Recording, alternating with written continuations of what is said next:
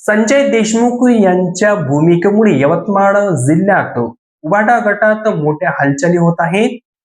यवतमाळ वाशिम खासदार संजय देशमुख यांनी शिंदे गटाच्या स्नेहभोजनाला लावलेली उपस्थिती सध्या चर्चेचा विषय ठरली असून त्यांच्या या पावलामुळे यवतमाळ जिल्ह्यात शिवसेना उभाटा गटात अस्वस्थता निर्माण झाली आहे. स्थानिक पातळीवर यांचे राजकीय परिणाम दिसू लागले असून हे पाऊल आगामी मोठ्या राजकीय बदलांची नांदी करू शकते अशी राजकीय चर्चा आहे. दरम्यान शिवसेना गटाचे काही खासदार शिंदे गटाच्या स्नेहभोजनाला उपस्थित राहिल्याने नव्या राजकीय समीकरणाची चर्चा रंगली असली तरी ही केवळ सदिच्छा भेट असल्याचे संबंधितांकडून स्पष्ट करण्यात आले आहे. याच पार्श्वभूमीवर राज्याच्या राजकारणात एकूणच वेगवान आणि नाट्यमय घडामोडी सुरू आहे.